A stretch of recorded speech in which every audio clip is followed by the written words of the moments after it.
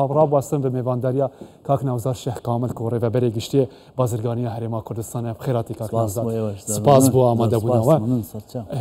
بلند بونک آنکو نزم بونک لگل هی با یک عفوا لگل هی با 10 هیا ده آمارین هی با 11 دا و بلند بونک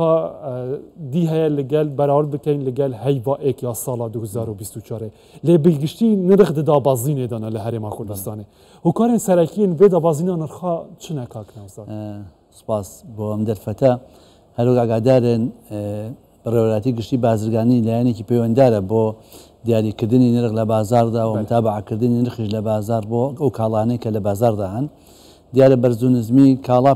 پێویستە بە خواست و خستنەڕۆوە کاتێک کە کاڵایەک خواستی لەسەر بێت خستنەڕووی کەم بێ بە دڵنیایی و نرخەکەی زیاد دەکات و کاتێک کە کاڵایەک نرخەکەی بەرز بێتەوە ئەگەر کاڵاکە کەم بێت لە بازاردا بە هەمان شێوە زیاد دەکات بۆیە ئەم زیادبوون و کەمبوونەی خواست و خستنەڕووی کاڵا لەوە زەوقی مستهلکیش بۆ کڕینی ئەو توانای کڕینی ئەو کاڵایان لەلایەن کڕیارەوە کاریگەریەکی لەسەر دروست دەکات بەڵام بە گشتی لێرە جاری وایە ئەو سەردانە مەسەلەن خستنی موچە دواکەوتنی موچە دابەش نەکردنی موچە لەلایەن فەرمانگەکانەوە کاریگەری لەسەر کەمکڕیندی ئەو کاڵایان دەبێت لە بازاردا واتەیەک لە هۆکارەکان کەمبوونی خواستە لەسەر بەتاکید کەمبوونی خواست کاتێک کەمبوونی خواستش کاتێک دەبێت کاتێک ئەو هاوڵاتیە توانای کڕینی نەبێ یا خواستی لەسەر کڕینەکەی نەبێت باشە چەند ئەمە بوو ڕووڵی چاودێری بازرگانی دەگەڕێتەوە کە ئێوە لە بەردەوام لە ئەرک و کاردان بۆ چاودێریکردنی نرخەکان ئەمە گۆڕانکاریەک بەسەردا هاتووە شتێکی نوێ لە پلانتاندا هەیە بۆ 2025 لە ڕووی چاودێریکردنی نرخەکانەوە بەڵێ پلانمان ئێمە هەر بەردەوام وەکو چاودێری بازرگانین کە سەر بە بڕواتی گشتی بازرگانین ئەوەی هەمیشە لە بازارداین بۆ دیاریکردنی نرخ و متابعەکردنی نرخ ئەو کاڵایانەی کە بە تایبەتی خۆراکین زیاتر وانەی کە پێویستی ڕۆژانەی هاوڵاتیانن ئێمە بەردەوام متابعی دەکەین ڕۆژانە نرخی گۆشتە نرخی کاڵا خۆراکیەکانە بەرز و نسمیەکان متابعە دەکەین بزانین هۆکاری بەرزبوونەوەکان چییە جاری وا هەیە مارکێتێک بە تەنها لە شوێنێکە زیادی دەکات بەڵام گەورەی خەڵکە لە شوێنێک بە سەرێکی بەرز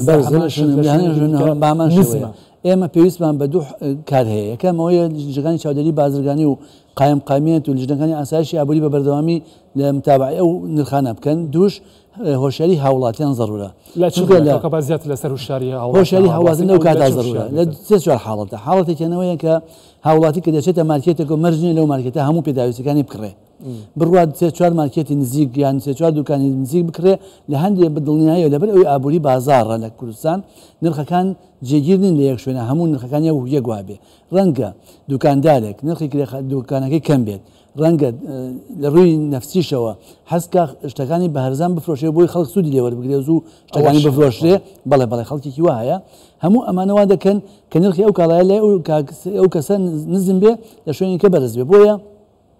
کڕینی یەک کاڵا کڕینی هەموو کاڵاکانە لە یەک شوێنە ئەوە ڕەنگە کاریگەری هەبێت لەسەر ئەوەی کە لەو مارکێتەدا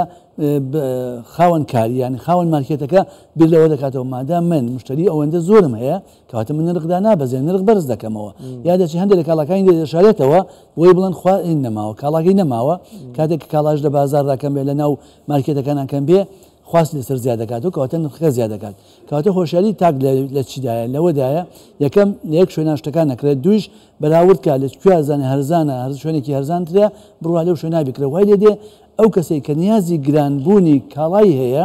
کاتێک کە زانێ مشتەکانی لێ کشاونەتەوە بە دڵنیایی ئەوش بەرەو دابەزینە کا جوانە کاک ناوزەت کەواتە خوفێری یەک جه نەکەین ئەم بەردەوام بچینە بێ مارکێتە و بە هەرچی پێویستە لێ مارکێت پشتا کەسێکی دی و داهان کەسێکی خوب بەرێ خوب دەنەوێ یەک مارکێت ئێمە تەوجیهاتیشمان داوە کە نرخەکان هەڵواسن ئەنجامستم لەسەر ئەوە ڕابواستم هەیە هەڵ ناواسیتر یە هەیژی ئەو وڵاتەی و هەز دکەتن و نرخ بلندتر بووینە لە جهەکێ دن یان کوپڕانی نزمترە نرخێ هەر شەک بنومونە بێ تابلێتی بیتر ئەو دکارێت بە ڕوولێکی ڕابیتن ڕوولەکێدی هەیە ئەو پەیوەندی لەگەل لیژنەیەن وا بکاتن ji بوو و بین بوون منە سەروێ مارکێتێ ئێمە بەدەرلەوە لە پیجەکەمانە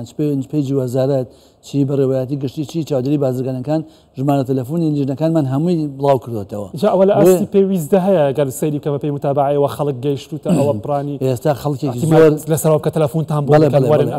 ئێستاکەم هۆشیاری ساڵ لە دوای ساڵ زیاد دەکات بۆیە بە بەردەوامی پەیوەندیمان پێوە دەکەن دەڵێن لە فڵان شوێن ئەو مارکێتە یا کاڵاکەی ئەکسپایر بووە یان نرخی زۆرە بۆ نرخەکەی زۆرە ئێمەش کە دەچینە ئەو مارکێتەوە سەری منەفێستی ئەو کاڵایە دەکەین نرخەکەی بزانین بەچەند کڕوێتی ئەو کەسە بەچەند بۆی هاتووە دواتر ئەگە بزانین نرخەکەی زیاد لە پێویستە بێتە ڕبحێکی زیاد لە پێویست ئەو کاتە بەڕاستی ئێمە ژەگری لێ دەکەین و وەپسوڵەی سەرپێچی بۆ دەنووسین گلەیەکی دیکە هەیە کاکە ناوزە زۆر جار خەڵک وڵاتی دەکەن و گرێدای نرخی دلار بەرامبەر بە دینار ئەگەم بگشتی سەحکەین هەیامەکە درێژە نرخ دینار بەرامبەر دلار جێگیرە حتا ڕادەیەکی ینی 150 بۆ 150,000 دیناراندانە لێ هێشتا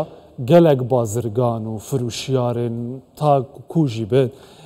yekem hiceta wan ew e ku dibêjin ev nirxe bilindtir bûye ji ber ku dolar bilindtir bûye yek piraniya bazirganan dolar bi nirxê fermî bi 131 bû 32 zeran werdigirin heta nûke ji banka navendî yanî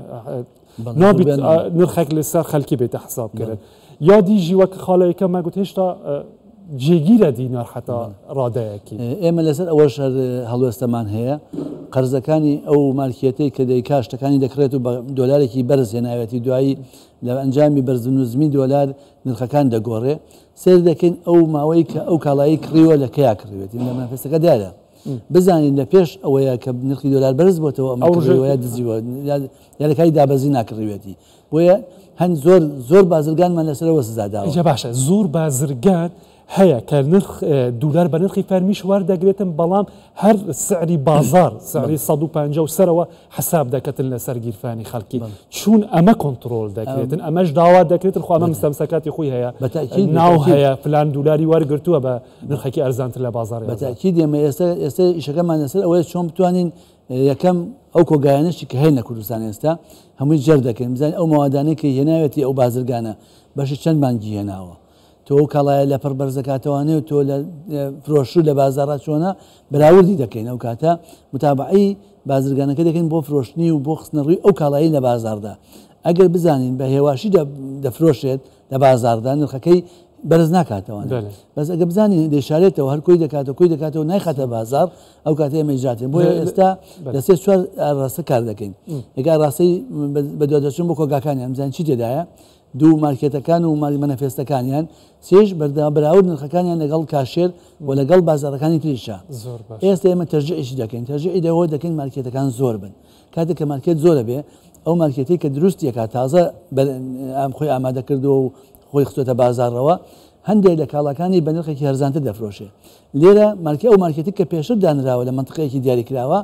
ناچارە هەندێک لە کاڵاکانی نرخی دابەزێنە چونکە زانێت ئەو کە نرخی نزمە نانچارە نرخکاڵاکی دەمێنێتەوە بۆی دەبێت نرخی دابەزێت زۆر باشە پرسێکی دیکەکەەوە دەکاتن لە عێراق و هەرێما کوردستانی نرخ حتا ڕادەیەکی بلندتر لێ نەهێن یان کو هەر ئاستێکی دا بمینیتن جێگیریژی بن دابشکردنا بەشە خوراکە و مەهانەیە هەندێک جاران گوهارتن بەسەردا چێت دبنجالی حکوومەتە عێراقیەوە بۆ ساڵانی چ گوهارتن هەنە زێدە کێم بۆ ساڵی نوێ تا ئێستا ئەم مانگەش کە ئێستا دەستمان پێ کردووە بەشی دەهەمدا بەشەکەین هەروەکو ساڵی ڕابردووە بەنا بەڵام بۆ مانگی ڕەمەزان بەرنامە هەیە کە چەند مادەیە بۆ زیادکەن وەکو ئاردی سفر وەکو هێلکە ئەوانە زیاد دەکەن لەگەڵ فاسۆلیا زیادی دەکەن بۆ وەکو بەشە خۆراکێک لەگەڵ بەشە خۆراکی مانگی دوو یا مانگی سیا دەیدەن دواتر پێشنیارە ئەمە هێشتا ئەگەر بجە مسادقە کرێ لە پەرلەمان بەڕداوای بڕێ پاری زیاتیان کردووە بۆ کڕینی هەندێک مادە بچێتە ناو بەشە خۆراک زیاد لەوانە وەکو شیر وەکو چا ئەوانش لە بەرنمەیاندا ینی پێشنیاریان کردو ئەگەر ئەمڕۆ هەموار لە بەیانیەوە چاوەڕێنە ئەگەر ئەو هەموارە بکرێت و ئەو پارەی کە بۆیان تەرخان کردووە موافقەتی لەسەر بکرێت لە پەرلەمان ئەو کاتە دەچێتە ناو پرۆسەکەەوە و وەزارەتی بازرگانی عێراق دەست بەکڕینی ئەو مادانە دەکات و دەخاتە ناو بەشە خۆراک باشە ئەبە لە پەرلەمانێ ئەڕۆژی گوتی پێشتەوانە لەسەر بێنەکردن چاوەڕێ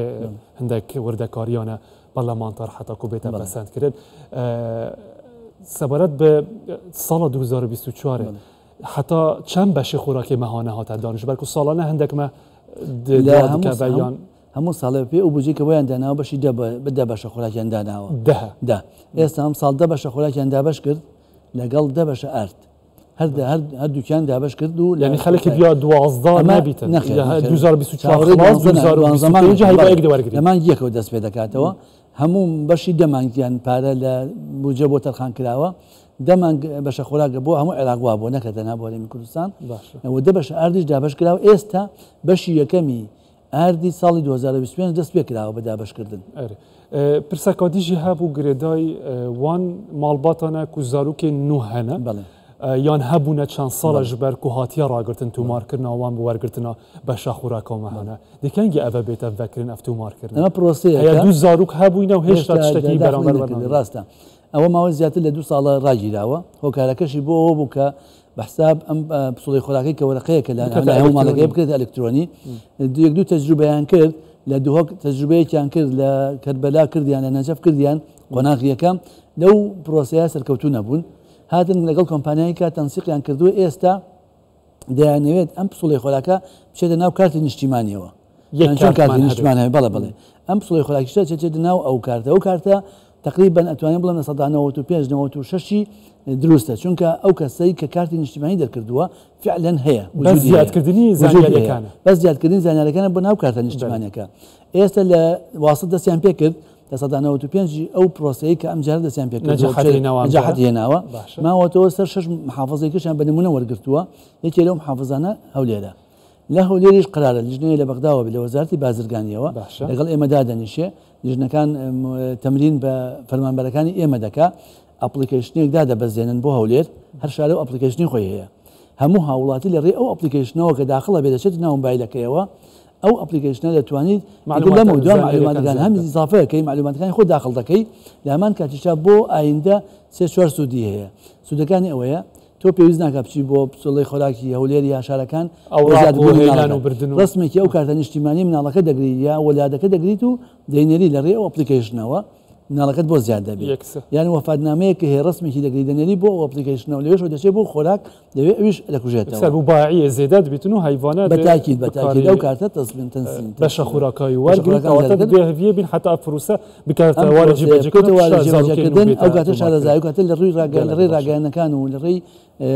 وەختێک بوو دیارکردنیە نە حتاکەنگی دەبێت بێتە خلاصکردن کاتێکی دیاریراونە قۆناغ بە قۆناغ دەڕۆن و ئێستام قۆناغە لە ئێستادا ئەو شش محافظەیان